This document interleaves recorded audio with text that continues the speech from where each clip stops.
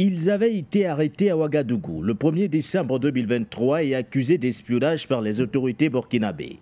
Un an après, les 4 agents de la Direction générale du renseignement extérieur français, jusqu'ici détenus, ont été libérés, et ce grâce à la médiation du roi du Maroc. Cependant, quelle crédibilité faut-il donner à cette médiation? Quelles explications donner notamment à ce long feuilleton politico-sécuritaire? La libération de ces agents de la DGSE française marque-t-elle un tournant diplomatique dans la région du Sahel de façon générale, où les tensions entre la France et plusieurs États se sont considérablement intensifiées ces dernières années? Nous en parlerons dans quelques instants. Et puis une dernière tournée africaine en 2024, synonyme de visite de dernière heure ou encore de dernière chance. Chassé du Sahel, Emmanuel Macron déposera ses valises dans quelques heures à Djibouti et en Éthiopie, 2 pays de la Corne de l'Afrique. Au lendemain de la rupture de l'accord de défense avec le Tchad, suivi de l'échec cuisant de Jean-Marie Bockel ou encore de Jean-Noël Barrot, Emmanuel Macron voudrait plus que jamais reprendre les choses à main. Ceci après avoir reçu à l'Élysée le président du Nigeria, Bola Ahmed Tinubu. Cette visite à Djibouti et en Éthiopie peut-elle marquer la volonté affichée de Paris d'impulser de nouveaux partenariats avec des pays africains débarrassés du passif colonial? Voilà, mesdames, messieurs, une autre interrogation à l'ordre du jour ce soir. Bonsoir à vous et bienvenue.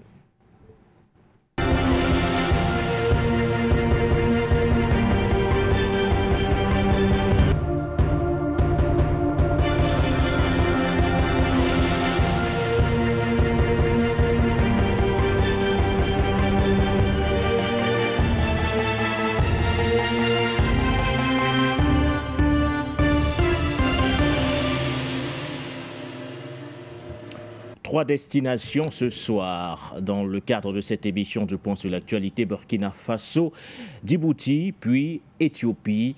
Nous essayerons bien sûr de comprendre, entre autres du moins de questionner la crédibilité de la médiation marocaine qui a entre autres, fait ses preuves dans ce nouveau feuilleton de tension entre la France et le Burkina Faso. Souvenez-vous de cette date, celle du 1er décembre 2023. Les autorités burkinabées annonçaient l'arrestation de 4, entre autres, agents de la DGSE française arrivés dans des conditions troubles du côté du Burkina Faso, estimant être des fonctionnaires déployés sur le terrain, ou du moins déployés du côté de Ouagadougou pour mener des opérations de maintenance informatique. Un an après, la médiation du roi du Maroc a donc prouvé son efficacité. Le capitaine Ibrahim Traoré s'est montré, entre autres, compréhensif et a procédé à la libération de ces agents de la DGSE. Nous allons questionner la méthodologie, la crédibilité même de cette médiation. Sommes-nous en face, entre autres, d'un épisode qui pourrait, entre autres, apaiser les tensions entre la France et certains pays du Sahel, ces tensions jusqu'ici, entre autres, qui se sont intensifiées depuis plusieurs années maintenant. Tentons bien sûr de questionner cette démarche en question, mais également en deuxième partie, nous reviendrons sur cette visite annoncée du président français Emmanuel Macron au lendemain de la dénonciation de l'accord de coopération de défense avec le Tchad, mais surtout au lendemain des échecs cuisants à la fois de son envoyé personnel Jean-Marie Bockel et de son chef de la diplomatie, Jean-Noël Barrot. Voilà qui plante le décor de cette émission aux côtés de nos invités. Henri Atangana, vous êtes avec nous ce soir. Je rappelle que vous êtes un habitué de ces plateaux du Point sur l'actualité. Merci à vous, Henri. Bonsoir et bienvenue. Bonsoir, c'est moi qui vous remercie de faire de moi un habitué, c'est-à-dire de m'inviter assez souvent. Je dis bonsoir à tous mes copanélistes. Je ne vais pas déflorer votre présentation, c'est la politesse.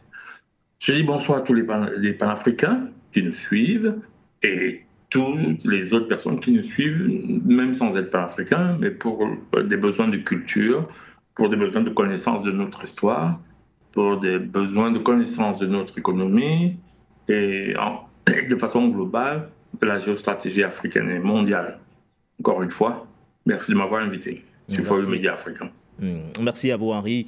Je ne sais pas si nous avons Nabaloum Abdoulaye qui sera en direct de Ouagadougou avec nous. Je rappelle que Nabaloum Abdoulaye, vous êtes le président de la Confédération des associations et mouvements panafricanistes de l'Afrique de l'Ouest. Vous êtes également un habitué de ces plateaux du Point sur l'actualité. Merci à vous, Nabaloum. Vous êtes à Ouagadougou. Bonsoir et bienvenue.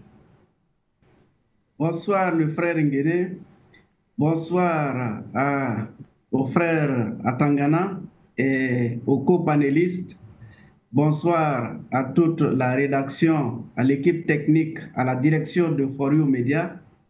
Et bonsoir à toute la galaxie panafricaine et panafricaniste et toutes les populations qui sont engagées dans l'autodétermination pour la sensibilisation et le combat de la libération.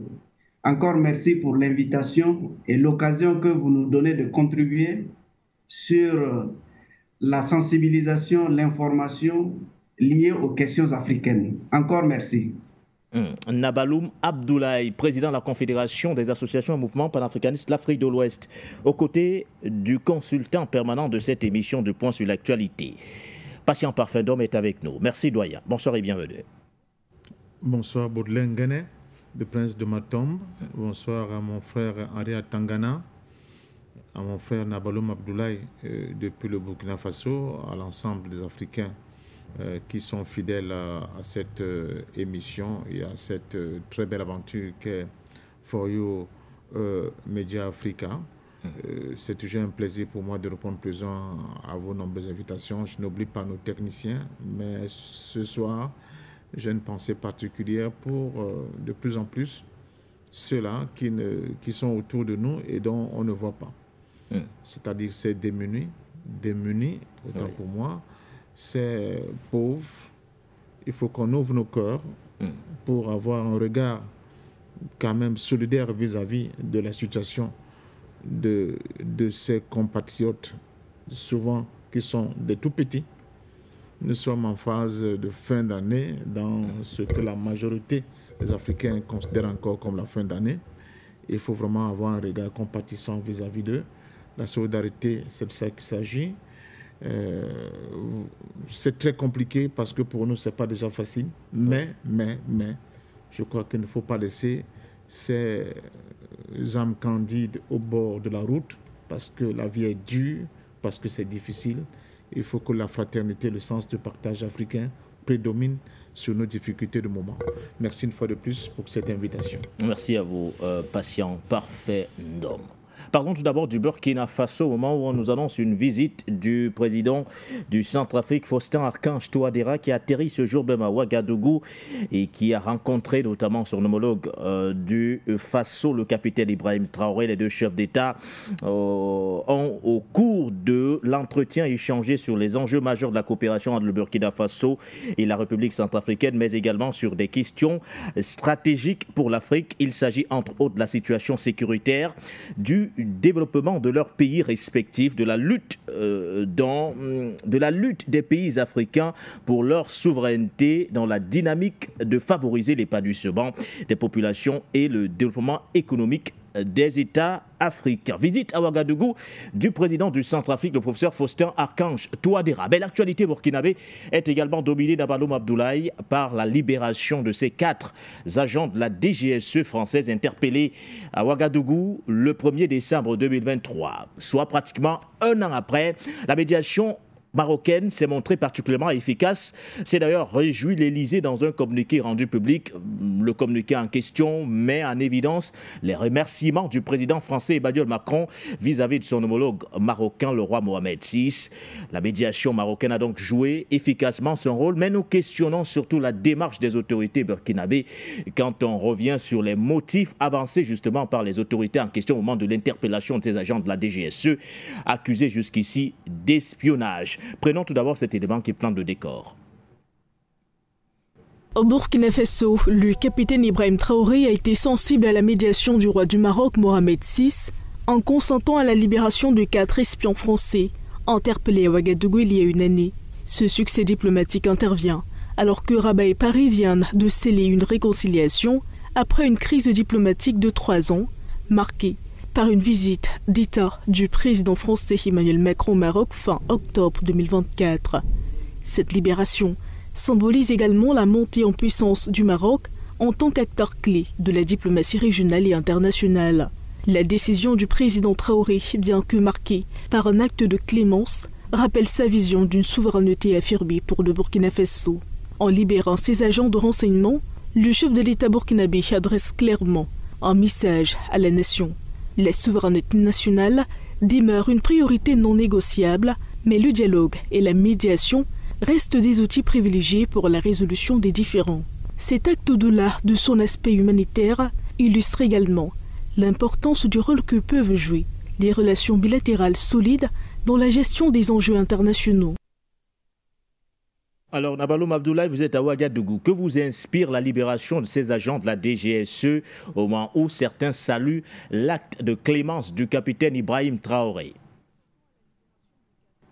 Alors, merci pour cette première question.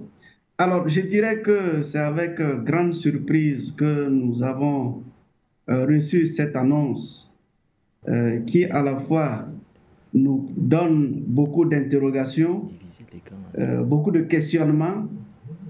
Quand on regarde le parcours que la lutte a suscité jusqu'ici, nous, à notre qualité d'acteurs de la société civile, on n'a pas eu assez de communication d'abord sur leur arrestation et notamment leur détention et les discussions qui se sont poursuivies.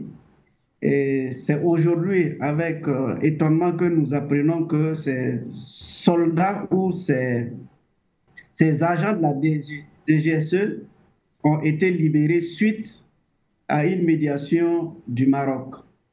Donc, je vais revenir pour donner quelques clés de lecture, notamment sur les aspects de forme déjà. C'est vrai que quand on nous a annoncé qu'il y avait des agents de GSE qui étaient détenus pour espionnage, ceci vraiment nous a beaucoup émus et on était vraiment très contents de savoir que nos agents de renseignement, et en tout cas tous ceux-là qui concourent à la surveillance et au maintien des institutions de l'État, travaillent d'arrache-pied pour nous sécuriser davantage, aussi bien les populations que pour nos dirigeants. Donc, en son temps, nous avons souhaité que, effectivement, les images de ces personnes soient rendues publiques afin qu'on puisse connaître et on puisse indexer de façon individuelle et personnalisée je dirais, ces agents de l'impérialisme qui, dans l'ombre, travaillent pour saboter les efforts non seulement du peuple burkinabé, mais aussi des dirigeants. Mais on n'a pas eu effectivement cette occasion de voir publiquement ces personnes. Aussi, on a noté, et je dirais avec un peu de pincement, que c'est vraiment dans le, je vais dire, on n'a pas eu de procès, ou on n'a pas eu en tout cas d'interaction avec non seulement les populations, mais aussi au plan diplomatique. Parce qu'on s'attendait quand même à ce que les griefs qui leur sont reprochés soient rendus publics afin qu'on engage, comme cela se fait avec les autres personnes qui sont impliquées au plan national sur des questions liées aux sûretés de l'État, que ces agents de la DGSE-là soient traités au même titre. Mais Nabaloum, les autorités ont tout de même communiqué sur certains motifs, du moins, ont communiqué sur l'une des principales raisons de leur arrestation. Et ils ont été accusés d'espionnage, étant arrivés à Ouagadougou dans des conditions un peu inadéquates, estimant être des agents de maintenance informatique. Sauf qu'au regard, justement, des documents qu'ils ont fournis, on a noté qu'il y avait une sorte d'inadéquation entre ce qu'ils fournissaient comme documentation et les activités menées sur le terrain, Nabaloum Abdoulaye. Oui, sur ce point, ce qui avait été reproché, c'est que les visas qu'ils ont obtenus n'ont pas suivi la voie officielle. En tout cas, ce que nous avons pu comprendre, c'est que les visas qu'ils ont obtenus pour entrer au visa n'ont pas suivi d'abord la voie officielle. Oui. Et quand ils ont inspecté les téléphones qu'ils détenaient, on a vu dans leurs téléphones qu'ils avaient repéré des sites sensibles des institutions de l'État, oui, en tout cas sur un certain nombre de points. Et je pense que ce sont ces éléments-là qui ont milité à ce qu'il soit arrêté. Maintenant, nous, on s'attendait à ce que les autorités ouvrent une voie judiciaire pour qu'on connaisse davantage le fond de cette situation. Bien entendu que le président, son Excellence, le capitaine Ibrahim Traoré, faisait l'objet sans relâche de tentatives de déstabilisation. Pour nous, l'occasion était belle pour exhiber cette situation afin que davantage on approfondisse et qu'on ait des éléments pour éclairer, parce que nous l'avons toujours dit et nous l'avons clamé, l'impérialisme et principalement la France instigue, organise, orchestre et fait des pieds et des mains, et à chaque fois pour déstabiliser non seulement nos institutions, mais aussi remettre en cause les acquis et les efforts du peuple, en tout cas du peuple burkinabé. Et c'est pourquoi nous voulons qu'il y ait eu un procès, en tout cas pour davantage, non seulement confirmer les éléments qui ont été retenus contre eux, mais aussi permettre au peuple d'être rassuré sur cette question. Le deuxième élément que je porte, c'est le fait qu'il y ait eu la négociation à travers le roi du Maroc. Oui. Pour nous, ça ne devrait pas être une négociation, mais une affaire judiciaire, parce que les griefs qui sont reprochés sont quand même assez forts et même très forts pour que ce soit une simple négociation qui puisse permettre de les libérer. Cependant, cette libération, qu'est-ce qui a été engagé comme discussion pour permettre cette libération avec le roi du Maroc? A bien entendu que les motifs qui ont été évoqués, vraiment, il y a beaucoup d'interrogations sur cette négociation et sur la libération. Exactement, et on comprend mieux pourquoi Nabaloum, puisqu'aucun détail n'a filtré sur la médiation marocaine. Ce n'est qu'au moment où on nous annonce la libération de ces agents de la DGSE qu'on parle dans la foulée d'une médiation jusqu'ici menée depuis 1 an par le roi du Maroc. Oui, depuis 1 an. Je voudrais prendre le parallèle avec effectivement les gendarmes ivoiriens qui avaient été arrêtés. Il y a aussi 1 an de cela. Et en début décembre, ces gendarmes-là, effectivement, ont été libérés également. Donc, sans vraiment une grande communication sur cette situation. Mais pour les gendarmes, ce qui leur avait été reproché, c'est qu'ils étaient impliqués dans de l'orpaillage artisanal à la frontière avec le Burkina Faso. Donc pour eux, je pense que le mobile qui ne faisait pas allusion à la déstabilisation des institutions de l'État, même si les négociations n'ont pas été assez communiquées pour nous, ce n'est pas le même effet comme pour ces agents de la DGSE, les motifs pour lesquels ils ont été appréhendés sont assez forts à notre sens. Et pour la médiation, c'est vrai, on n'a pas eu assez d'informations. On ne sait pas quand est-ce que cette médiation a commencé. Et depuis que cette situation s'est présentée, on a vu la sourde oreille, ou en tout cas comment l'Élysée est passé sous silence ce sujet. Peut-être que dans les coulisses, il y a eu beaucoup de tractations, mais le peuple aurait souhaité quand même qu'il y ait assez d'informations, non seulement pour éclairer, mais pour rassurer surtout. Parce que là, ça laisse un petit doute, et ces petits doutes-là méritent d'être éclairés. Pour le moment, en tout cas, je pense que ça mérite que les plus hautes autorités communiquent, donnent un certain nombre d'informations, et comme le président, le capitaine Ibrahim Traoré, sait bien le faire, je pense qu'il ne va pas manquer l'occasion de revenir sur cette situation dans les prochains jours. Alors, merci à vous, Nabaloum Abdoulaye, pour ce premier jet. Henri, comprenez-vous la démarche des autorités burkinabées au regard néanmoins de la gravité de ce qui était reproché jusqu'ici à ces 4 agents de la DGSE française accusés d'espionnage, des agents qu'on a interpellés à Ouagadougou avec tout de même la carte du Burkina Faso, la carte de certains sites stratégiques du Burkina Faso, alors qu'ils avaient estimé être des fonctionnaires présents à Ouagadougou pour des travaux de maintenance informatique. Oui, mais c'est toujours comme ça qu'on résout ce genre de problème. En général, quand on attrape des agents d'un pays dans un autre, on les arrête, et puis ça finit toujours par des négociations. C'est même la preuve que ce sont vraiment des agents. Si ça avait été monsieur tout le monde, ben, il se ferait juger. Donc ils ont une couverture, et les pays d'origine essaient de les défendre parce qu'ils connaissent leur rôle. Donc c'est en général comme ça que ça se passe. Et puis vous apprenez qu'il y a une négociation d'un pays qui a intervenu pour pouvoir libérer. C'est toujours comme ça quand ce sont vraiment des agents de renseignement. Voilà. Et quand c'est monsieur tout le monde, alors là, on attrape et on met en prison. Mais qui s'en sort gagnant dans cet épisode, Henri, quoi, en cette matière en tout cas. Alors Henri, mais qui s'en sort gagnant dans cet épisode? Le capitaine Ibrahim Traoré, qui est aujourd'hui salué pour sa clémence, la médiation du roi Mohamed VI, qui s'est avérée être efficace, ou alors la diplomatie française aujourd'hui qui se réjouit finalement de ce dénouement heureux? Après, en pratique, dans les politiques, c'est des postures, hein, vous savez. C'est-à-dire il y a des faits et il y a des postures. Vous voyez très bien qu'on a projeté la diplomatie marocaine.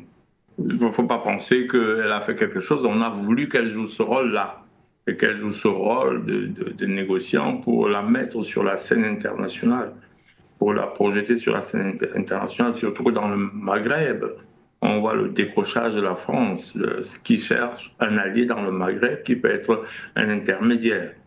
Elle projette alors, je peux vous donner un exemple de ce type de choses qu'il y a eu pas très longtemps, c'est quand vous vous souvenez, le chef d'État sénégalais, Macky Sall, a été envoyé pour négocier le blé. Vous voyez très bien que on voulait projeter Macky Sall comme on a fait, mais il n'est pas le seul, hein, c'est comme ça aussi qu'on a créé Henry Kissinger, comme un grand diplomate international. On a choisi de faire ça. Vous voyez, en fait, on choisit ces grands postes comme ça à l'international de cette façon. On choisit quelqu'un qu'on projette, à qui on veut donner une carrure de diplomate international. Bon, alors maintenant, qui sort gagnant, perdant, c'est des choses qui, à part, ça se négocie, parce que les gens qu'on envoie, rappelons-nous, ce sont très souvent des très hauts fonctionnaires. Pour la petite histoire, ces gens travaillaient déjà au Burkina Faso, en coopération avec les services de renseignement burkinabés avant le capitaine Ibrahim Traoré. Ils travaillaient là, donc il y avait une collaboration, donc c'est déjà des agents très impliqués. Mais à l'époque, ils collaboraient avec la France. Alors que les rapports avec la France vont mal, ils reviennent, mais sans un visa. Et il est clair qu'ils vont cacher la vraie mission pour dire « Ben non, nous sommes dans notre mission de routine. » On sait que c'est une couverture. Voilà quoi. Et ils sont revenus donc sans visa, et à ce moment, on s'est rendu compte, il ne fallait même pas prendre une loupe pour se rendre compte qu'ils sont là pour des raisons d'information. Et en effet, on les a arrêtés, on a trouvé qu'ils étaient en train de collectionner des informations, probablement pour une attaque ou, je ne sais pas, ce genre de choses. Parce qu'à l'époque, ça s'est passé très mal entre le capitaine Ibrahim Traoré et la France. Ce n'est pas mieux. Mais on peut imaginer que la France essaie de réagir pour remettre Bazoum au Niger, par exemple, ou enlever le capitaine Ibrahim Traoré. Enfin, c'était très difficile pour la France parce que l'idée magistrale que les États de l'AES ont eue, c'est de faire un. On ne savait plus très bien s'il fallait attaquer Ibrahim Traoré ou bien s'il fallait essayer de remettre Bazoum. Voilà, ça devenait très complexe et très complexe pour ces pays-là. Donc, globalement, le reste, c'est globalement de la gesticulation. Mais quand on arrête comme ça, des hauts fonctionnaires comme ça, ils sont couverts, les négociations se mettent en place pour les enlever. Vous vous souvenez, ça arrivait au Cameroun, avec même des mallettes d'argent pour essayer de les sauver. parce que c'est toujours de hauts fonctionnaires, des agents de renseignement. Oui. On les envoie en mission et on essaie de les sortir de mission quand ça s'est mal passé. Mais devons-nous regretter le fait qu'ils aient été relâchés, Henri Atangana, ces agents de la DGSE française? Ils allaient être relâchés, comme quand ça arrive dans le monde, moyennant négociation. Ils allaient être relâchés, à quel prix, moyennant quoi, en échange de quoi, mais ils allaient être relâchés. Ça, c'est clair. En tout cas, dans ce genre de cas, on les relâche toujours. Moi, je sais qu'on ne parlait là pas de théorie, je ne théorise pas. Vous voyez, je vous dis les faits, comme ça se passe toujours quand on attrape un agent. Enfin, derrière le mot agent de renseignement, il y a beaucoup de choses. Hein. Un agent de renseignement peut être un haut fonctionnaire, ça peut être un militaire, ça peut être quelqu'un qui travaille dans une ambassade. Très bien. Mais c'est toujours comme ça, quand on les attrape, on les lâche toujours, on essaie de négocier en douce, on essaie d'envoyer des chefs d'État, et puis un chef d'État qui va être... C'est arrivé au Cameroun, vous vous souvenez, c'est arrivé au Tchad, vous vous souvenez, quand on allait arrêter les Français qui se faisaient passer pour des touristes, et puis c'est arrivé. Et pas seulement en Afrique, dans beaucoup de pays, c'est arrivé en Russie, avec... voilà. Quand ils sont vraiment des agents de renseignement, on prévoit un repli. On se dit, s'ils se font attraper, les négociations rentrent pour les libérer. Et enfin, d'ailleurs, on ne sait pas toujours tout. Hein. Qu'est-ce qu'on a donné contre pour la négociation? Personne ne sait vraiment. Mais ce qui est sûr, c'est que ça finit toujours par la libération de ce type d'otages-là. On ne les juge pas. Merci à vous, Henri. Alors, c'est pas de jugement de valeur, hein. Je ne dis pas que c'est bon ou c'est mauvais. Moi, je dis les faits, comment ça se passe. Voilà. Merci, Henri. Alors, patient parfum, la libération était-elle la seule issue, compte tenu justement de la gravité de ce qui leur a été jusqu'ici reproché? On parle d'espionnage, entre autres, revenant sur leur interpellation à Ouagadougou le 1er décembre 2023. Ou alors êtes-vous de ceux qui pensent aujourd'hui que la libération de ces 4 agents de la DGSE, de ces 4 agents de la DGSE française devrait, ou du moins, oui, devrait marquer un tournant dans les relations de coopération entre le Burkina Faso et la France?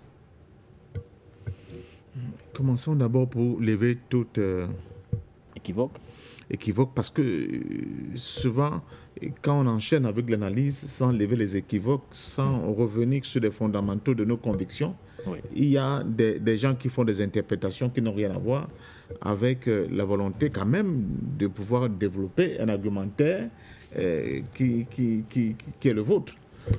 Notre soutien vis-à-vis du Burkina Faso et du capitaine Ibrahim Traoré, oui, ne souffre d'aucune contestation.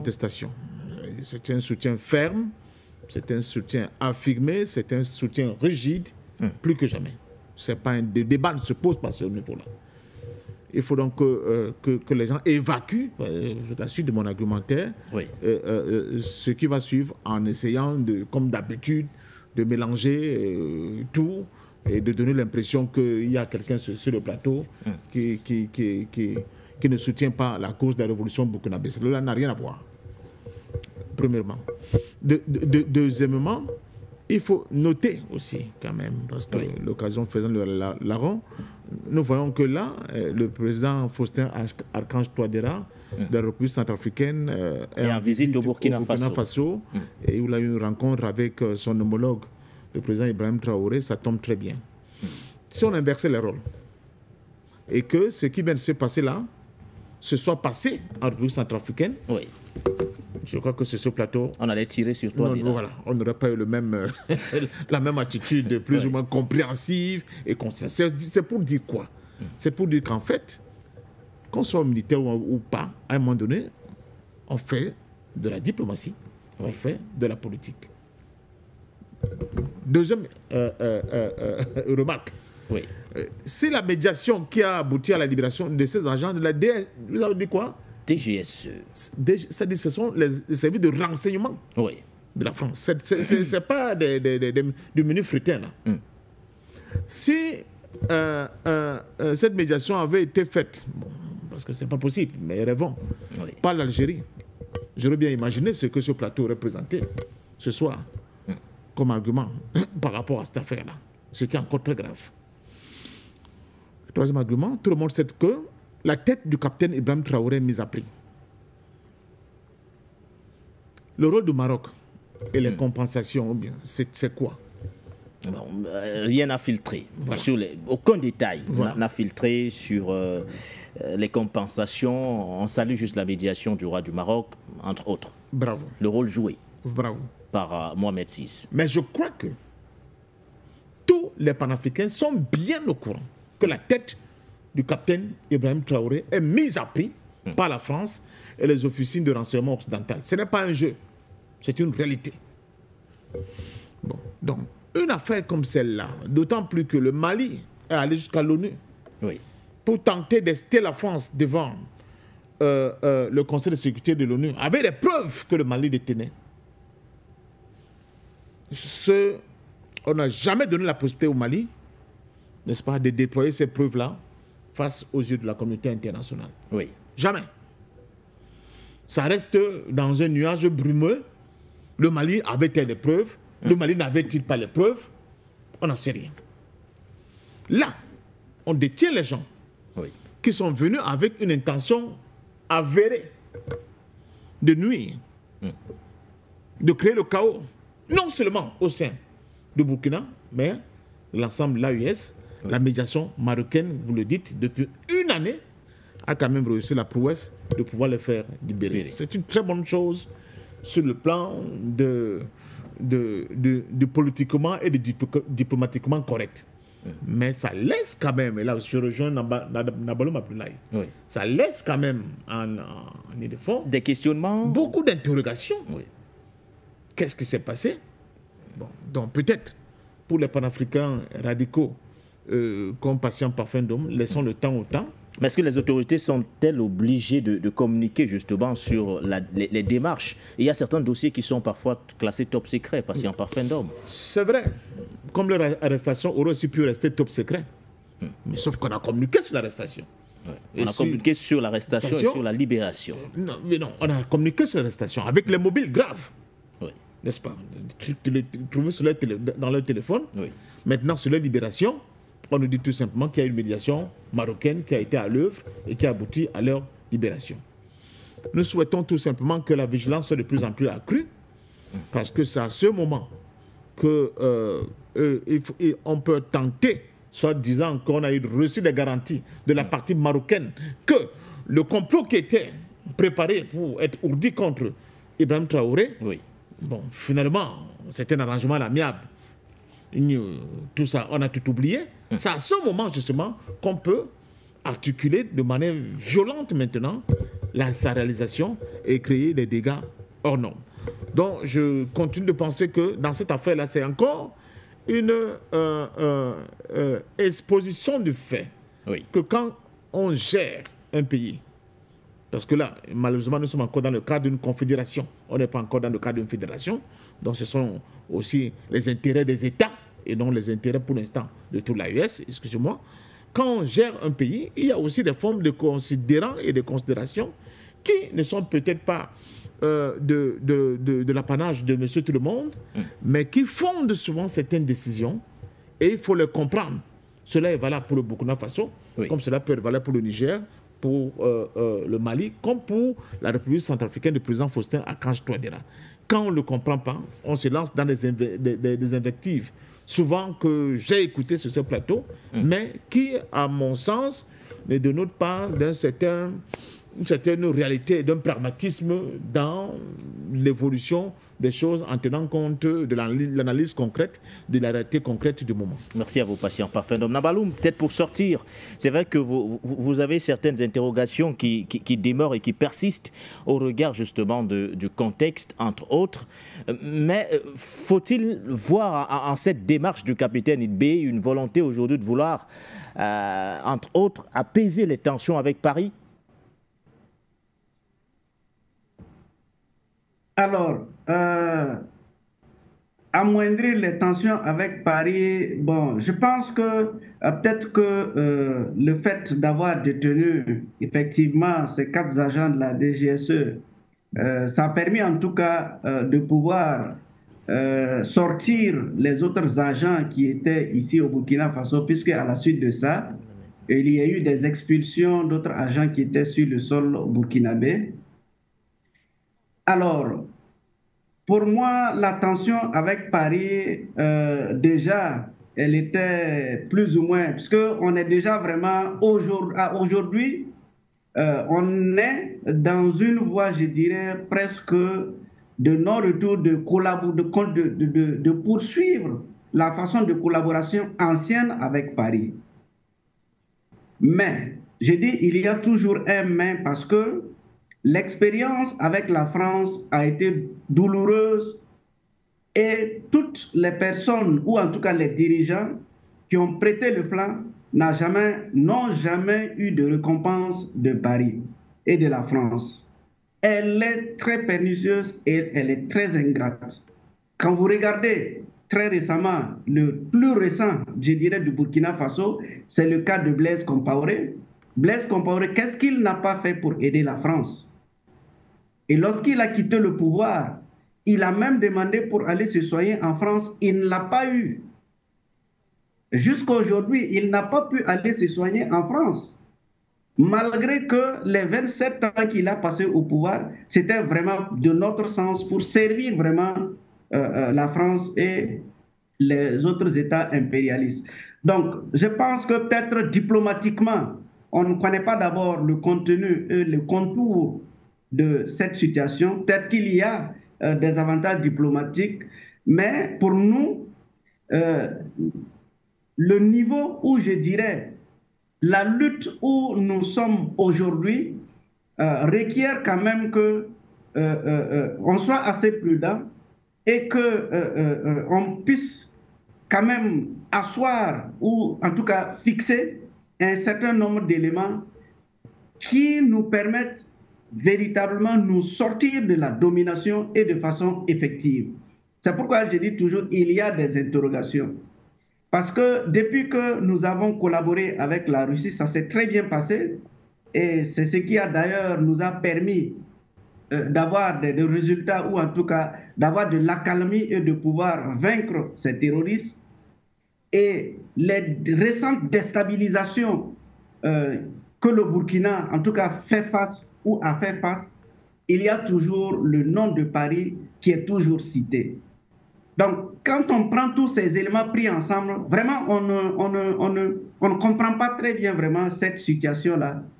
Jusqu'à aujourd'hui, personnellement, je ne perçois pas toujours vraiment quelle était l'urgence ou quel était vraiment l'élément déterminant qui puisse permettre de libérer ces différents agents quand on connaît le niveau de responsabilité qu'ils ont et la force de nuisance dont ils disposent, puisque c'est de ça qu'il s'agit.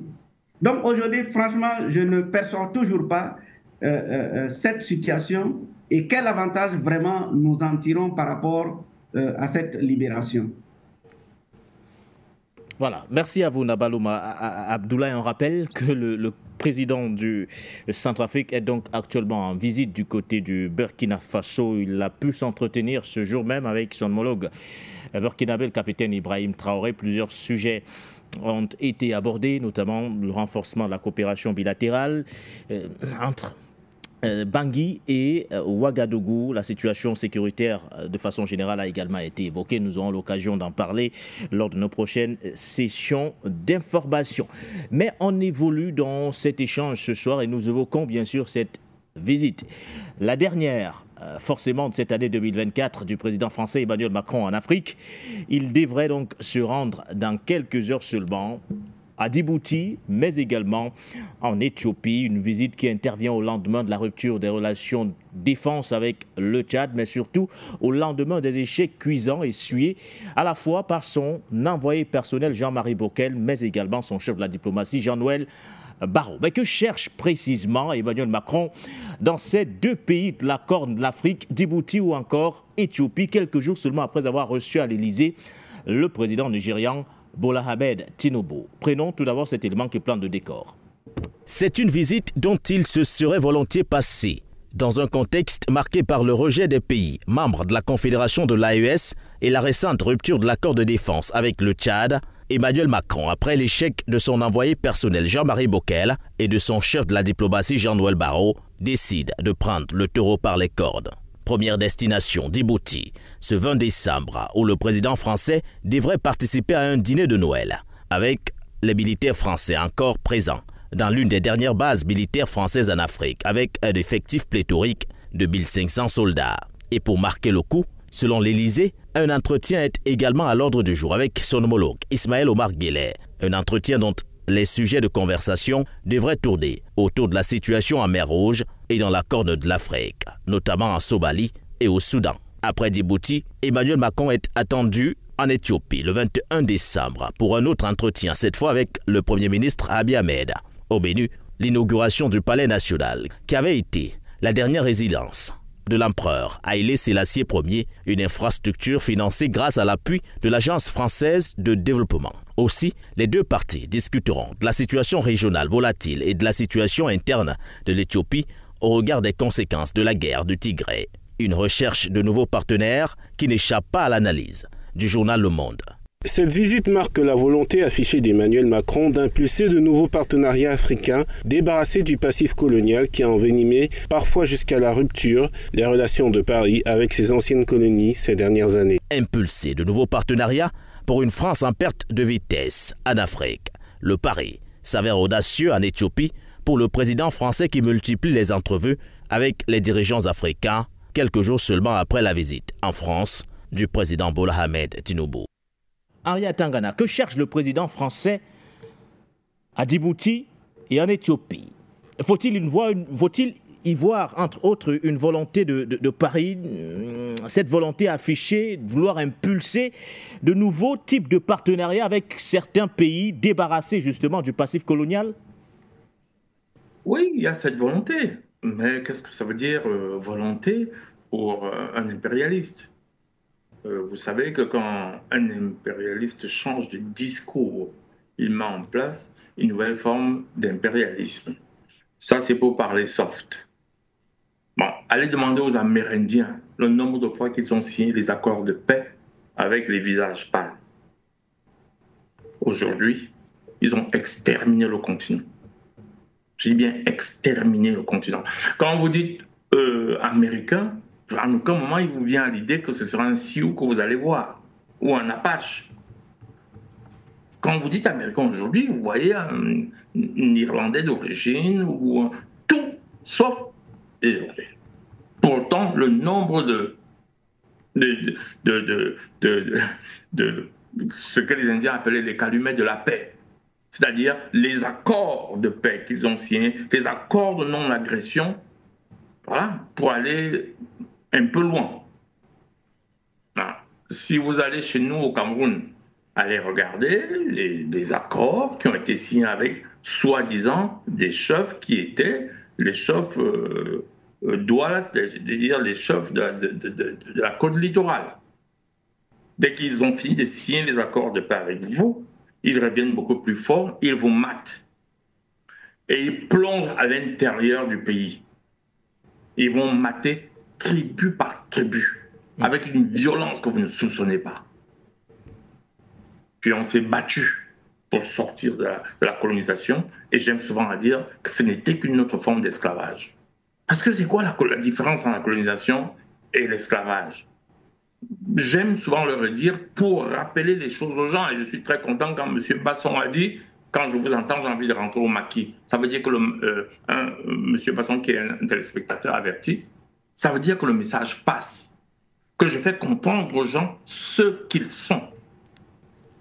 C'est-à-dire que vous avez des gens, dès qu'on a voulu sortir de l'esclavage, je dis « Ok, d'accord, on va rester des colonies ». C'était pire que l'esclavage. Parce que là, on venait chez nous, on venait faire les plantations chez nous, on ne nous transportait même plus, mais on nous faisait esclaves chez nous. C'est ça la colonisation.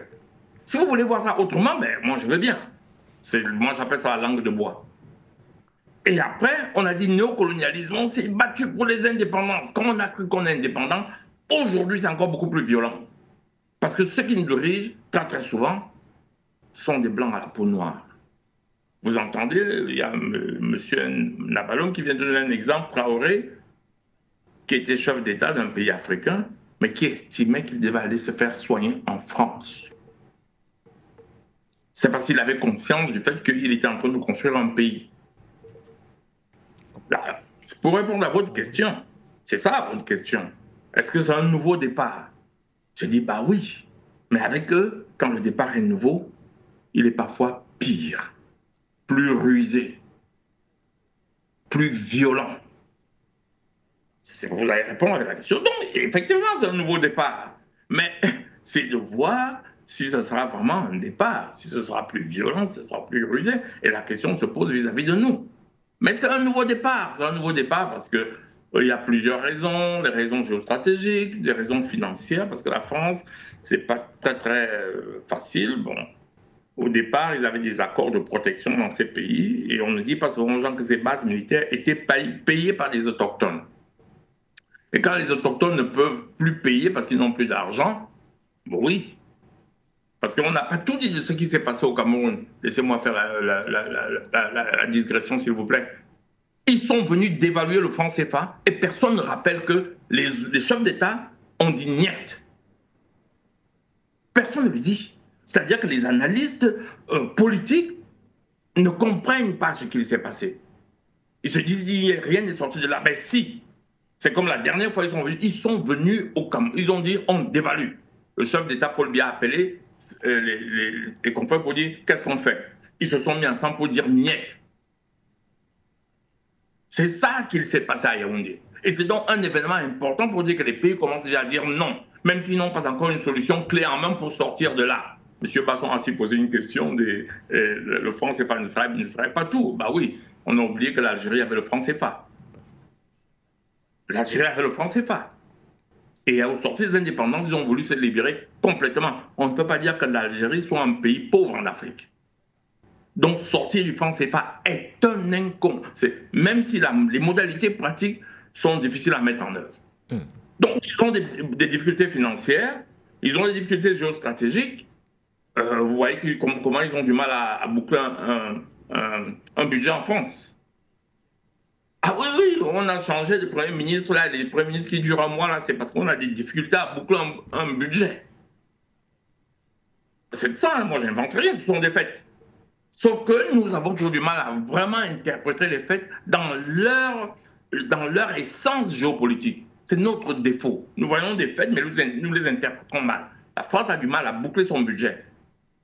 Et c'est pour ça qu'il y a eu, les ministres ne sont pas d'accord pour qu'il y ait un budget.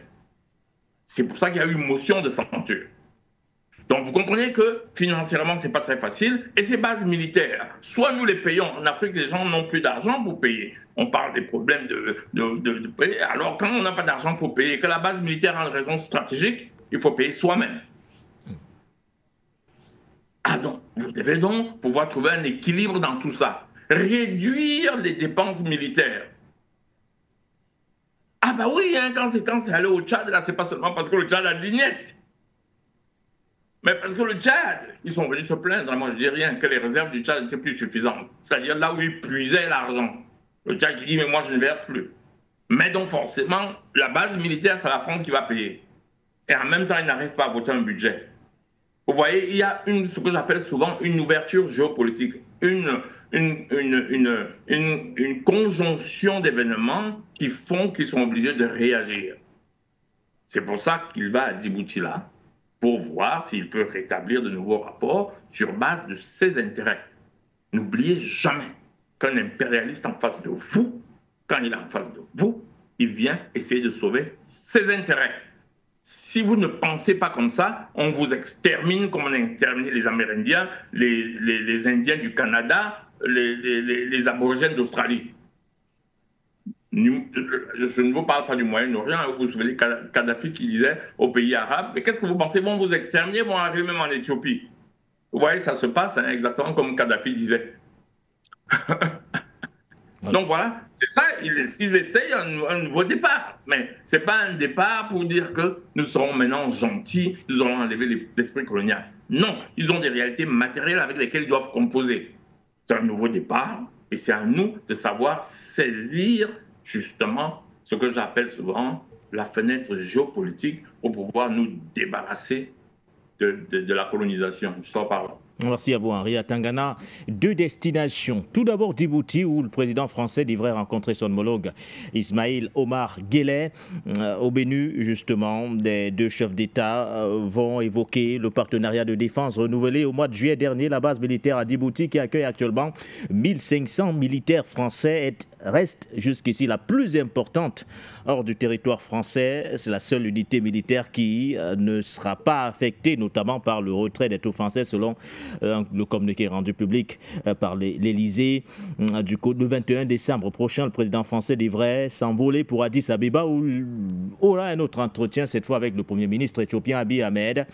Le contexte national intérieur éthiopien sera d'ailleurs évoqué. On parle bien sûr des conséquences de la guerre du Tigré, mais également des relations de coopération bilatérale entre Addis Abeba et Paris. Alors, hier, c'était le Nigeria, patient parfum d'homme, et je pense que nous avons fait une émission sur ce plateau où nous avons évoqué justement les retombées de cette visite à l'Élysée du président Bola Ahmed Tinubu.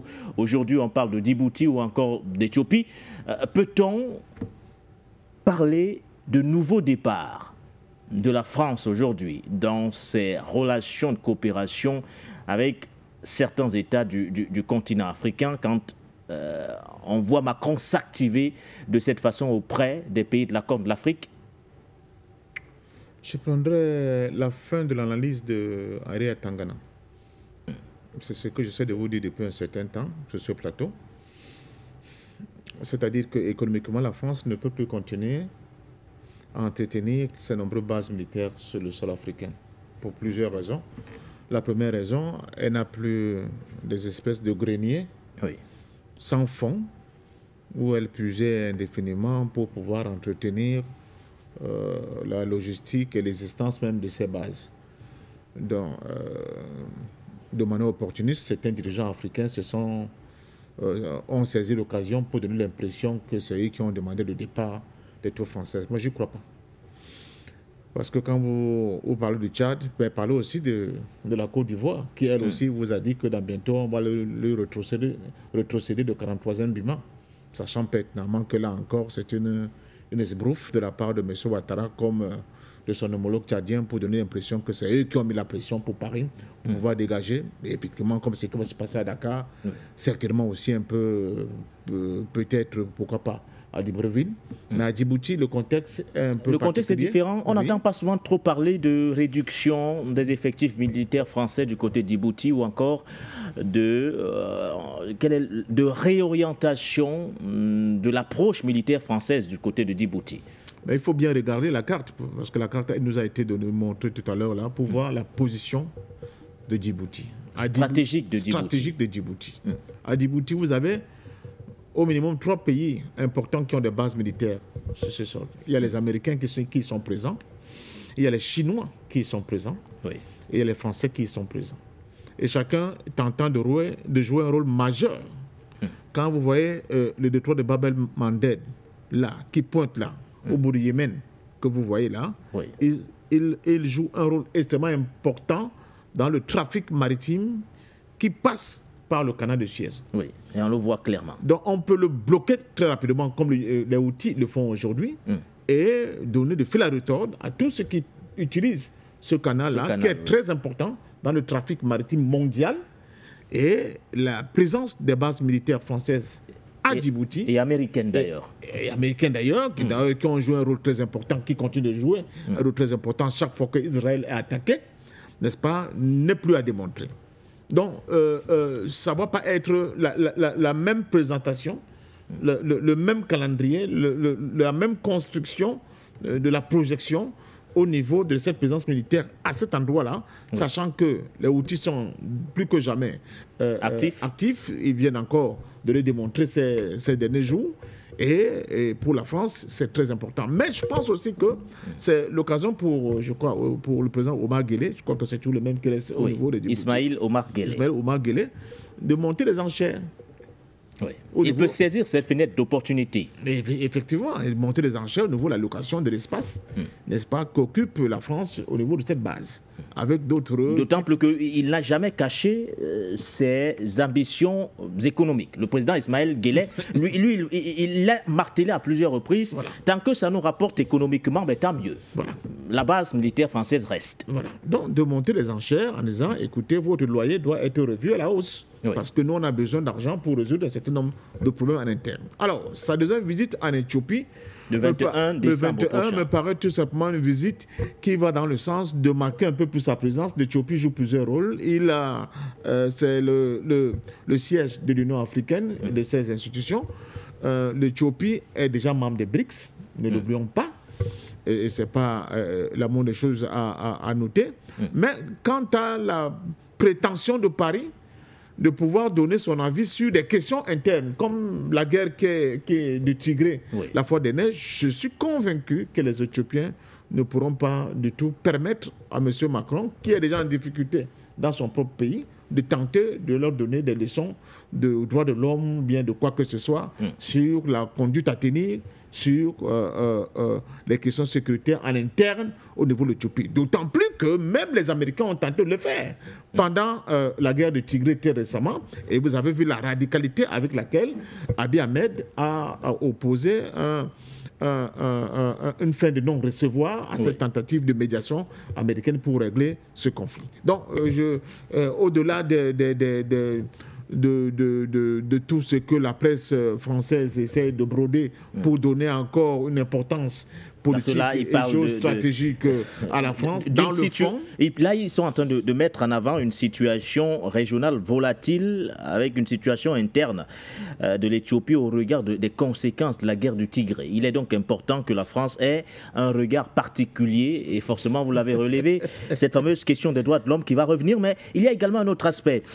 Patient parfait d'homme, puisqu'on nous annonce l'inauguration du Palais national qui avait été la dernière résidence de l'empereur Haïlé Sélassié Ier, un palais entre autres construit ou du moins rénové avec l'appui de l'Agence française de développement. Oui. À hauteur de combien, messieurs? 25 millions d'euros. Oui, là encore, ça participe toujours de cette tentative de montrer que la France a une diplomatie, une économie, diplomatie économique et culturelle, et culturelle surtout, oui, surtout le volet culturel, qui n'est pas négligé. Et n'oublions pas l'histoire de Haïlé Sélassié lui-même, n'est-ce pas, qui est considéré comme l'un des descendants de la reine de Saba, et qui dit reine de Saba, dit cette reine-là qui a fait un enfant avec le roi Salomon, dont vous voyez la filiation directe avec les Juifs du monde. Donc, il y a tout ça, mais c'est dans le plan de l'influence géostratégique propre de la France en Éthiopie, je crois que c'est surestimer la capacité de Paris d'influencer quoi que ce soit aujourd'hui. Ils essaient de s'agiter pour donner l'impression, surtout que M. Macron fuit les problèmes internes, n'est-ce pas, domestiques au niveau de la France. Vous savez bien que nous sommes, je crois, au troisième Premier ministre, avec moins de succès pour l'actuel que pour ses prédécesseurs. Gabriel Attal, Michel Barnier et maintenant François Bayrou. Voilà, donc il a d'autres problèmes plus urgents à régler là-bas. Il essaye, n'est-ce pas, de se défausser de ses responsabilités en tentant d'aller faire une diplomatie qui n'existe pas au niveau de l'Éthiopie. Pertinemment, je peux vous garantir que l'Éthiopie est très très jalouse de sa liberté, de sa souveraineté. Elle n'acceptera pas du tout qu'un petit blanc-bec comme M. Macron, aujourd'hui en perte de vitesse en termes de notoriété, vienne de faire la leçon sur quoi que ce soit en ce qui concerne ces questions internes. Voilà, nous allons afficher les codes d'accès d'ailleurs qui le sont déjà, et les téléspectateurs pourront également participer au débat, nous donner leur point de vue sur les deux thématiques de la soirée. La première, la libération des agents de la DGSE française du côté de Ouagadougou grâce une fois de plus à la médiation du roi du Maroc. Et la deuxième thématique à l'instant, nous l'évoquons, cette visite du président français Emmanuel Macron qui s'avère être la dernière de cette année 2024 sur le continent. Monsieur Peter, vous êtes avec nous. Je pense qu'on va tout d'abord aller au standard avant de revenir vers vous, Nabaloum Abdoulaye. Monsieur Peter, bonsoir et bienvenue. Bonsoir, monsieur Guédé. Thank you so much, Constantin. Je salue votre invité, monsieur Atagana et monsieur Parfaido. Je donne mon point de vue sur votre thématique que je trouve très intéressante. Je vais déjà m'accentuer sur la visite de M. Macron à la Corne, sur la Corne de l'Afrique. Vous savez, quand quelqu'un est en perte de vitesse, il essaie de se donner un peu du tonus en justifiant ses sorties hasardeuses, hein, je peux dire ça comme ça. Là, en plus, où se trouve une tension géopolitique, hein, je parle de la Corne de l'Afrique, parce que ça brûle là-bas avec le Yémen et Israël, les Houthis et l'Arabie Saoudite. Et sans compter également que la France ayant sa base militaire là-bas. Moi, les informations que j'ai perçues, je veux partager l'assertion de M. Pafedom et que le président de Djibouti aurait monté les enchères très hautes sur la présence militaire française. Je dis bien très, très, très haute et très coûteuse. Si bien que c'est une façon pour lui de pouvoir se débarrasser de la France, de sorte qu'en le faisant, Paris se sent obligé de venir négocier avec lui cas sur table. On espère que ça va aboutir à quelque chose, mais l'objectif principal, c'est de faire en sorte de mettre mal à l'aise la présence militaire française au Djibouti. Et ça, je vous assure que dans les très prochaines années, il va se passer des choses qui vont dépasser l'entendement même des Africains.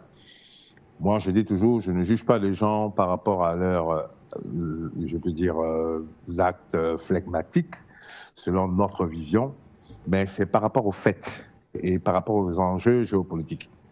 Aujourd'hui, tous les Africains, et même le monde arabe, a vu qui est la Russie. Ils ont vu que ce n'est pas ce pays dont on nous racontait qui était un pays faible avec un PIB de l'Espagne. Bon, c'est toujours le même narratif, hein. Mais ils ont vu que c'est un pays qui, selon eux, avec un PIB de l'Espagne, est capable de résister à plus de 40 pays unis, en armes, en financement et en tout. Au point où même l'Union européenne cherche à utiliser les fonds russes en Europe pour financer une guerre. C'est pour vous dire qu'ils n'ont pas d'argent. La France se trouve dans une décadence financière. Et quoi qu'on le dise, elle ne s'en sort plus. Donc, pour cacher ce visage et montrer un visage d'impérialiste, elle est obligée de se donner gonfler le torse pour montrer aux autres qu'elle est toujours présente. Mais en réalité, elle ne pèse plus rien. Tout le monde le sait, hein. Elle ne pèse plus rien. Donc, il va faire une promenade de santé, mais ce qu'il oublie, c'est que les gens du Tigré, qu'eux, ils ont financé, l'Union européenne ont financé, pour lesquels ils viennent voir encore l'Éthiopie, sachant que l'Éthiopie est un partenaire privilégié de la Russie, étant membre même des BRICS, vous voyez que ça ne sonne pas bien. Pour moi, je dis encore, c'est une promenade de santé. Il va juste prendre un peu d'air parce qu'il y a une pression qui l'attend ici avec tout le tohubohu de l'opposition française. Donc, il faut fuir ça pour aller se donner un peu d'air. Donc, vous voyez, la diplomatie française est morte. La politique étrangère française est également morte. Pendant qu'elle est en train de faire ça, elle envoie des gens, des émissaires pour aller mettre la pression sur la CEDEAO. C'est la raison pour laquelle, dans la visite de M. Tinubu en France, pour lui dire qu'il faut tout faire pour qu'on retarde la sortie de l'AES, sinon ça va nous être fatal. Et Tinubu lui a promis que je vais le faire. Donc il y a eu des deals, genre des échanges, je ne sais pas comment on peut expliquer ça, mais ça ressemble à des trucs comme ça. Mais comme je vous ai dit, quand tu es programmé pour échouer, tu ne peux pas faire autrement. C'est un peu comme un joueur de damier qui sait ce qu'il fait. J'ai vu hier M. Nguéné sur le net. Un joueur de dames avait un seul pion qui s'est laissé bouffer à la fin. Il a pris tout, il a tout bouffé, il a gagné le match. C'est exactement ce qui va se passer avec Paris, qui pense qu'elle se donne des airs, mais on est en train de la tirer dans une espèce de piège. Et à la fin, elle va perdre, comme on dit, game over.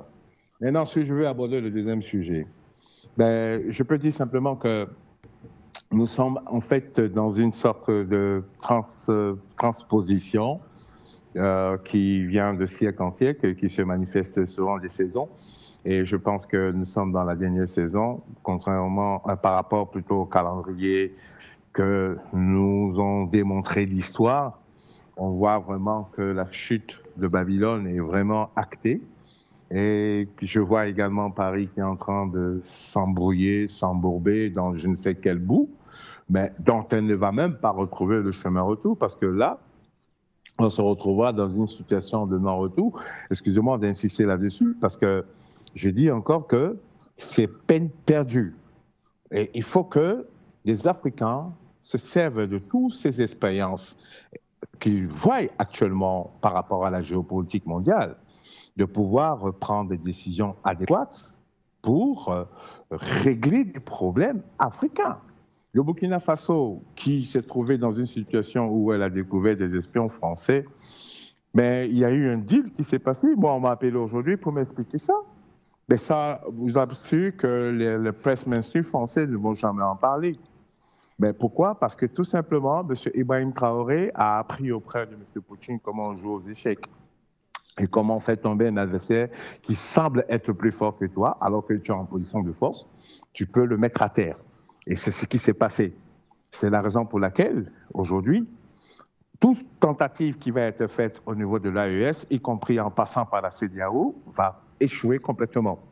Donc, nous arrivons dans une autre phase en 2025 et je demande à tout le monde de se retrousser les manches parce que la lutte va être très hard, surtout pour les pays de l'Afrique centrale qui ont dit non à la dévaluation du franc CFA. Vous devez comprendre que des troubles sociaux vont arriver dans chacun de ces pays. Monsieur Nguéné, je ne suis pas là en m'excusant encore de dévier ce sujet, mais il est un peu comparable à la situation actuelle. Il faut que les gens de l'Afrique centrale comprennent que on ne dit pas non à la France, surtout quand elle fait venir ses invités, FMI, Banque mondiale et consorts, et tous ces sous-traitants qu'on appelle la Banque africaine de développement. C'est pour vous dire que si vous n'obéissez pas, je vais me charger d'utiliser le plan B. Donc, que les pays de l'Afrique centrale se mettent sur les gardes, sinon ça va faire boum. Je m'arrête ici. Merci beaucoup. Bonne soirée. Très bonne soirée également à vous, Monsieur Peter, depuis l'Écosse. Merci. Votre message à l'endroit justement des dirigeants de l'Afrique centrale est passé. Merci. Zerfel, vous êtes également avec nous. Avant peut-être de prendre Zerfel, nous avons nos internautes qui nous disent que ce n'est pas François Bayrou n'est pas le 3e patient parfait d'homme, c'est le 4e. On a oublié Elisabeth Borne, entre autres. Tout à l'heure, voilà. Merci à nous. Qui ont déjà été évacués. Voilà, on l'avait oublié. Donc il y a Elisabeth Borne, Michel Barnier, Gabriel Attal et François Bayrou. Ça fait 4 à d'une année. C'est énorme. Zerfel, bonsoir et bienvenue à vous. Ok, bonsoir Nguéné, bonsoir le doyen Parfum d'Homme, bonsoir Henri de l'autre côté de Zoom. Et je salue tous les techniciens, je salue tous mes soeurs qui sont là-bas, comme je vais dire la Diva, Madone, tous ces journalistes, je vous salue, parce que vous faites vraiment un travail formidable pour les Africains. Et puis, pour continuer, d'abord, je vais laisser un petit message à votre invité. Je pense qu'il est là, et celui qui est du Burkina, là, pour que vraiment, comment on puisse toucher ces dévanciers qui sont là-bas, pour qu'ils puissent se pencher aussi pour que nous ayons, c'est-à-dire une branche de For You au chef de Burkina. Parce que nous avons besoin des informations. On n'est pas là pour mendier des informations qui viennent de l'autre côté. Aujourd'hui, nous avons notre télévision. Il faut que ces messieurs-là, vraiment, ils mettent la main dans la poche pour aider ces médias qui aident l'Afrique à sortir à se comparer aujourd'hui, avec les autres médias de l'Occident. Alors, c'est pourquoi je laisse le message à mon frère qui est de l'autre côté, s'il peut faire ma commission. Alors, maintenant, je viens sur les Français. La DST qu'on a libéré là, moi, je ne sais pas, parce que je ne suis pas là-bas, je ne sais pas ce qui s'est passé, puis ce qu'ils se sont dit, puis ils ont libéré ces gens-là. Parce que moi, je pense que ce sont des gens.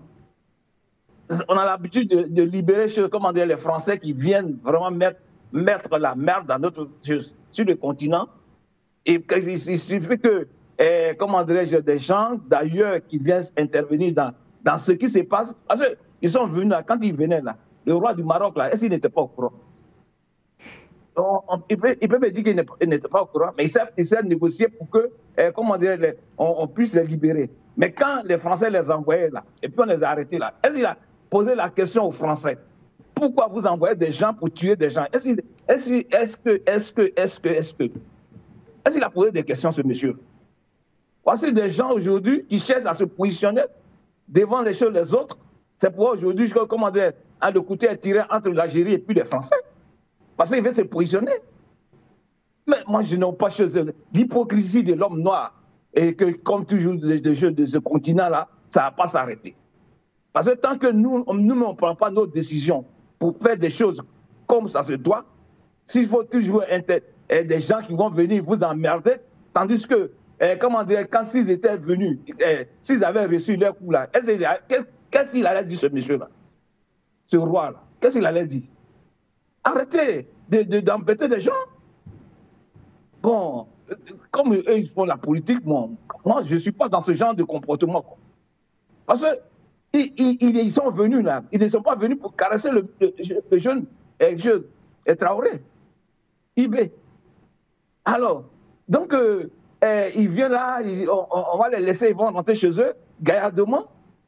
Parce que vous pensez que si ce sont des Africains qui étaient partis en France, et on les a arrêtés là-bas, et un président africain va les intervenir, vous pensez qu'on va les laisser rentrer chez eux?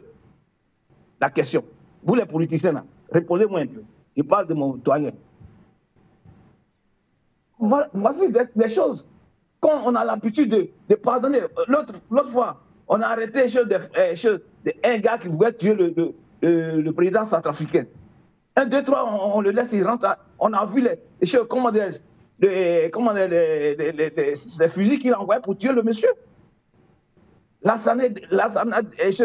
Tous ces arsenals qu'il avait sur lui pour tuer une seule personne. On dirait qu'il venait en guerre. Et après, nous, on était là, on est en train de crier. Eux, en sous-marin, on l'a laissé partir. Voyez-vous, comment dire, les gars ne nous respectent pas. Ils ne nous respectent pas. C'est pourquoi moi, je veux que, maintenant, là, parce que c'est pourquoi moi, je veux que, nos médias là, se plantent dans les pays là-bas. Parce qu'à moins d'erreurs, on sera au courant. Parce qu'ils sont là, on ne nous informe pas. Parce que s'il y a des médias comme For You et d'autres médias, ils vont cesser de passer toujours en sous-marin. Tandis que nous, on est en train de crier pour les protéger. Ils font à leur guise et puis ils s'asseyent et puis nous applaudissent. Et puis ils applaudissent. Maintenant, pour terminer avec Djibouti, là. Les gens de Djibouti, là, parce que voici un pays comme le chef d'Israël. Regardez un peu comment dirais-je, la terre d'Israël. Il y a quoi là-bas? C'est le désert, les cailloux. Ce sont les mêmes choses aussi qui se trouvent en Djibouti. Mais s'ils ne veulent pas travailler, qu'ils vont sur ces terres, bon, comme aujourd'hui, on va évacuer tout ce qui est dans certains pays, les bases là, peut-être, il va les accueillir là-bas comme parfait, le doyen disait tout à l'heure là. Ils n'ont qu'à augmenter le loyer. Comme ça, ceux qui sont là parce qu'ils ne veulent pas aller cultiver la terre, comme ça, chacun aura quelque chose à manger. Alors, s'ils n'augmentent pas et puis les gars viennent remplir leur petit territoire là, moi je pense que c'est une manière comment dirais-je, de faire endormir sa population. Pour sortir Zefel. Et pour faire aussi, pour que ceux qui sont autour de lui là, pour qu'on fasse attention. Parce que ces positions qu'ils sont en train de prendre là, bien sûr qu'il y a la route internationale des navires là-bas, bon, donc je ne dis pas non, mais 1, 2, 3, les Français là, quand il y a un problème dans un pays, en même temps, ils décollent des avions pour venir t'attaquer là. Si c'est ça là, ils n'ont qu'à chercher, ce président-là n'a qu'à chercher encore comment il va nourrir sa population, que de nous embêter toujours avec l'accompagnement de certains militaires qui sont des choses aujourd'hui, des sans-domicile. On en a marre maintenant. Là. On ne veut plus voir ces gens de sans-domicile chez nous. Merci. Parce que nous, on n'a plus de place. Merci. Merci à vous, Zerfel. Nous allons prendre un autre appelant, cette fois depuis le Cameroun. Bonsoir et bienvenue. Je pense qu'on va... Il pourra toujours revenir. C'est pas Cameroun. Voilà. Bonsoir et bienvenue à vous. Depuis San Francisco. Yes. Monsieur Guéry t'appelle depuis San Francisco. Ah, super. C'est pas Cameroun. So, merci beaucoup, le doyen. Merci beaucoup. Je voulais tirer mon chapeau à le grand frère à Tangana. Vraiment, c'est un grand frère que vraiment, quand je le cours sur For You Media, vraiment, je suis très content. Parce que ce monsieur, c'est une grande bibliothèque, une grande connaissance.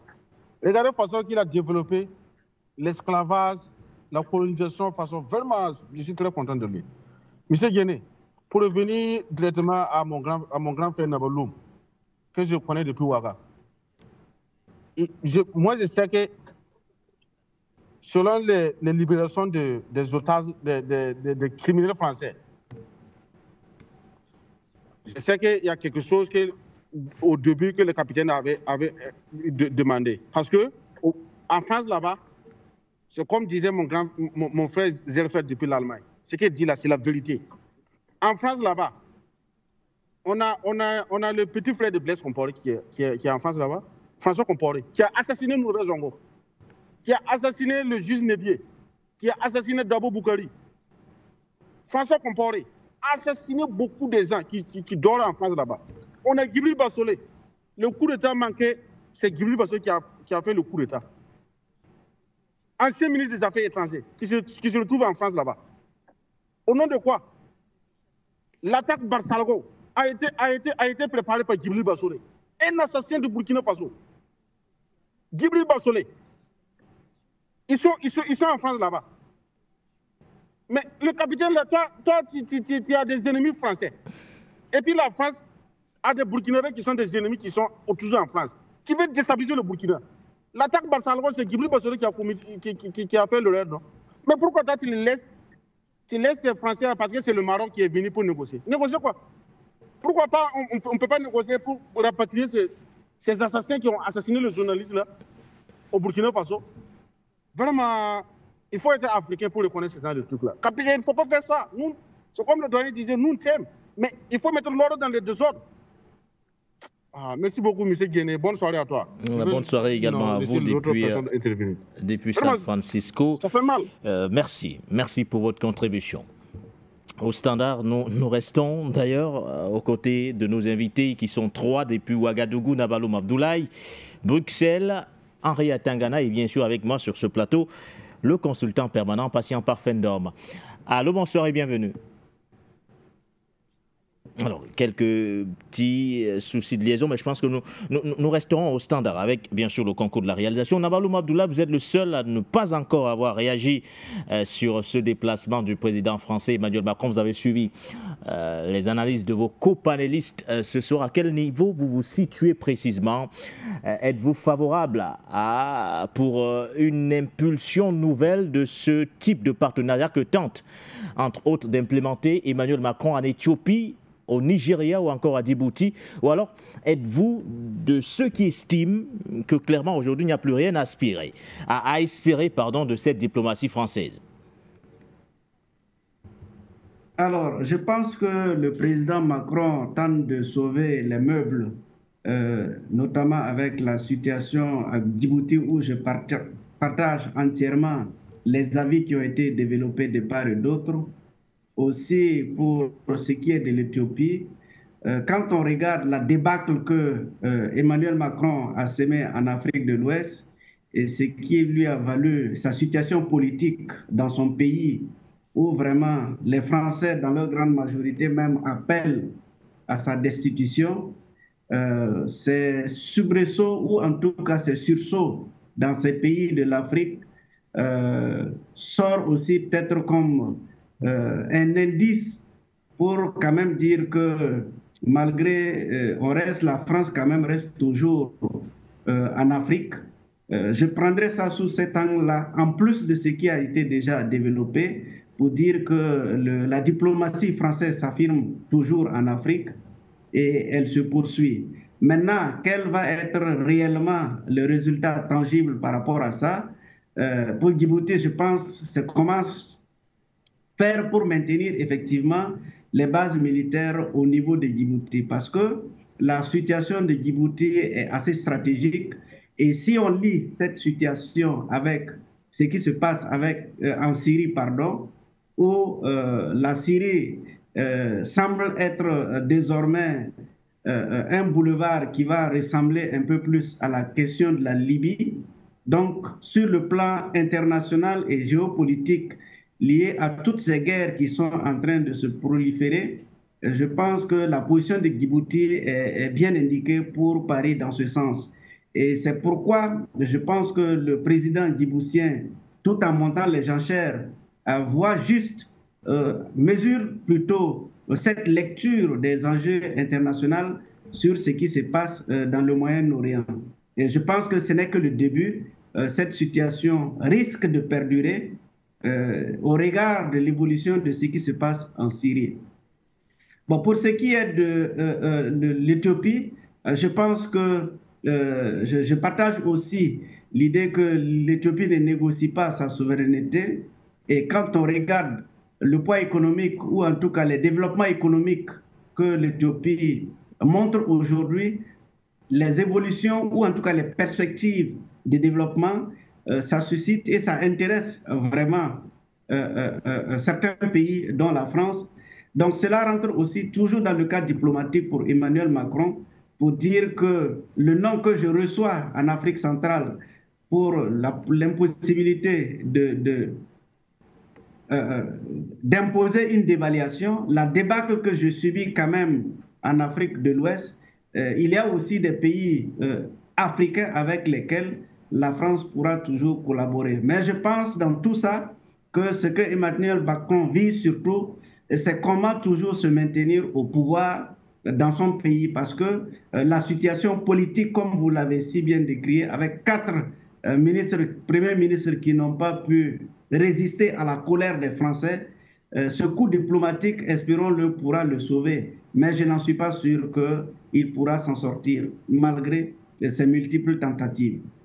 Alors, merci à vous, Nabaloum. Monsieur Kofi, vous appelez depuis la Côte d'Ivoire. Vous êtes le premier à réagir sur cette deuxième vague d'appelants. Bonsoir à vous, Monsieur Kofi.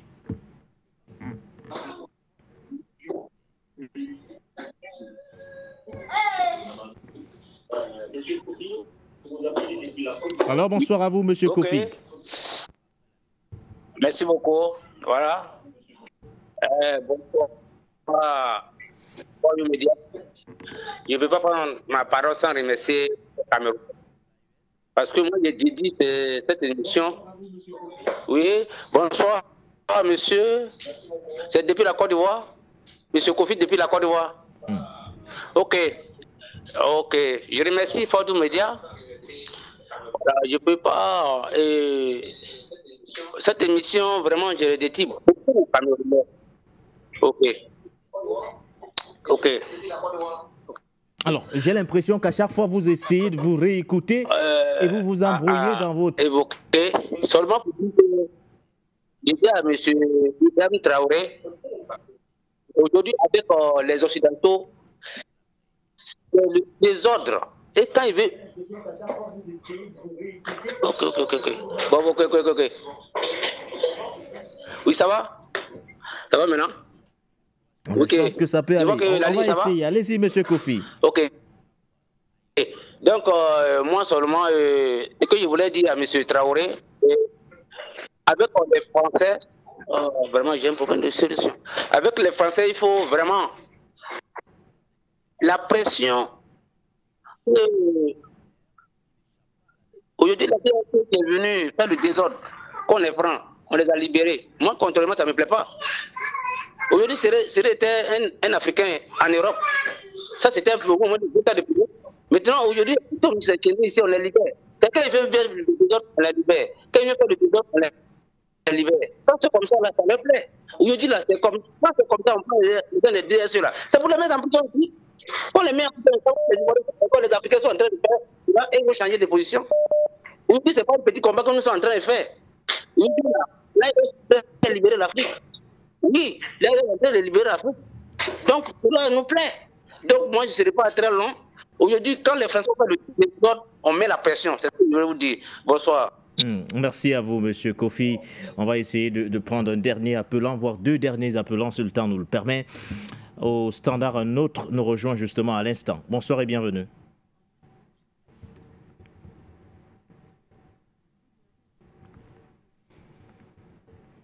Bonsoir à vous et bienvenue. Vous êtes sur For You Media Africa.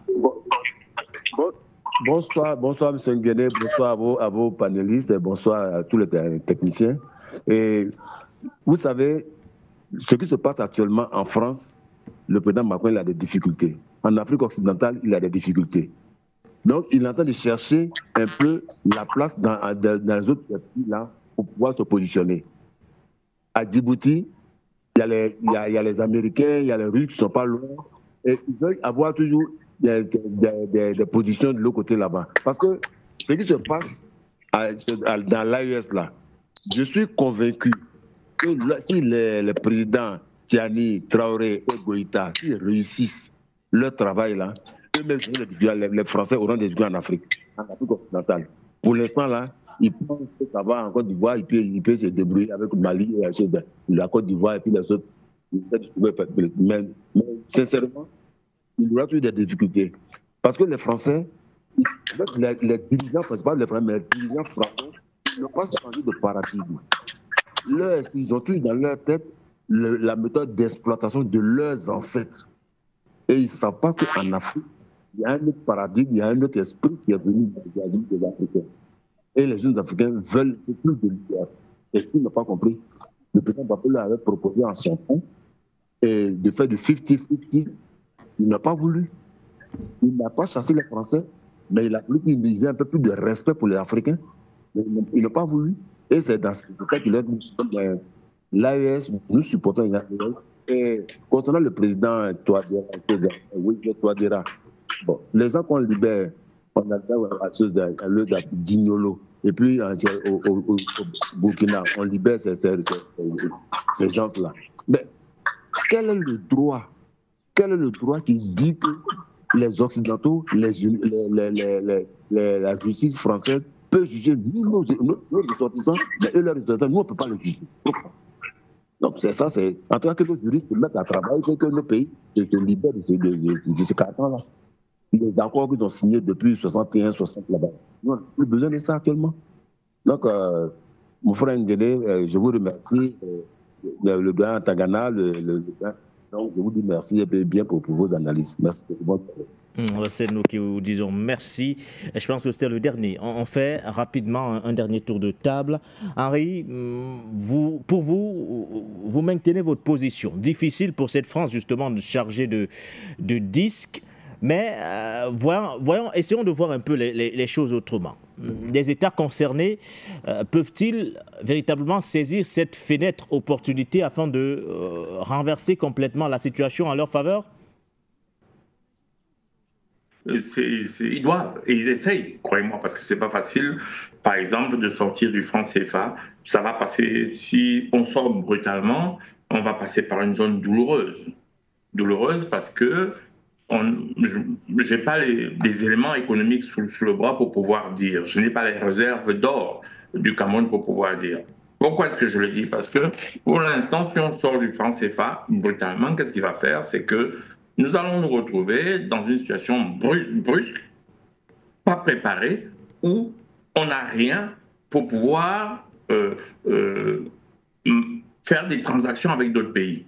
Alors, soit on fait comme les pays de l'AES, dont on applaudit par la prouesse, c'est-à-dire qu'ils ont fait des transactions en or, et malgré les sanctions